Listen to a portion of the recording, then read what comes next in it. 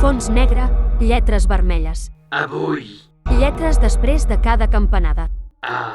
els contes d'en Richie. Especial Halloween. Amor fantasmal. Vídeo amb un color ataronjat vermellós. Una vegada hi havia una noia que va morir jove en una carretera. La seva ànima, però, va quedar-se a la terra, ja que en dirigir-se cap a la llum blanca celestial, la van avisar que tenia una cosa pendent per fer abans de deixar-la entrar. Havia de trobar l'amor. A la universitat on estudiava va veure un noi i s'hi va enamorar a primera vista. La sorpresa va ser mútua, ja que ell la podia veure i no li tenia por, més aviat la trobava fascinant. S'estimaven, sí, però el seu amor no era correspost, ja que per demostrar-ho no valien les paraules. Faltava contacte. Ella necessitava un cos. Van posar-se d'acord i van escollir una noia, segons ells, normaleta, perquè si agafaven la més popular, això hauria perjudicat la seva imatge. Amb el pas del temps, cada vegada anaven agafant noies més maques. Fins i tot eren elles les que volien quedar amb el noi. Ella posseïa les noies i es mirava al mirall. Qualsevol noia de la seva edat hauria fet el mateix amb un vestit. Utilitzava les noies com si de vestits es tractessin. «Oi que estic preciosa?», li preguntava a la seva parella mentre es tocava el seu nou cos.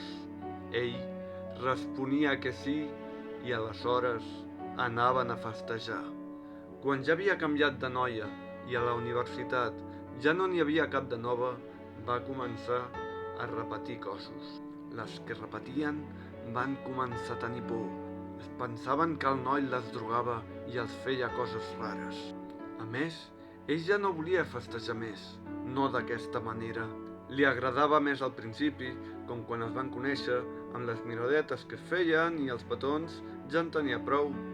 Ell volia ser feliç i no ho era. Ella, en canvi, estava boja i cada cop es tornava més egoista i avariciosa.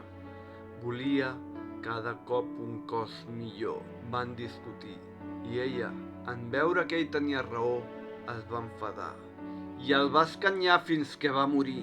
La noia va sortir espantada del seu cos prestat i es va amagar en un racó, tapant-se la cara amb les mans. Estava esperant la venjança del seu xicot, però en comptes de rebre un cop, va notar la carícia tendra d'una abraçada. Va apartar les mans, va alçar els ulls i va demanar perdó i va dir que ho sentia molt. Ell la va perdonar, però no tot era tan fàcil.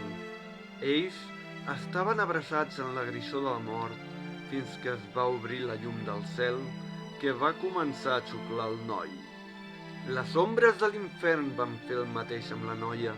Van entrellaçar els braços per última vegada fins que una veu, provinent de la llum, els va dir: «Si tant us estimeu, està bé, us podeu quedar al purgatori». La llum es va apagar, les ombres van marxar, deixant de succionar-los, i allà es van quedar, feliços, en el trist, gris, infinit i immortal purgatori.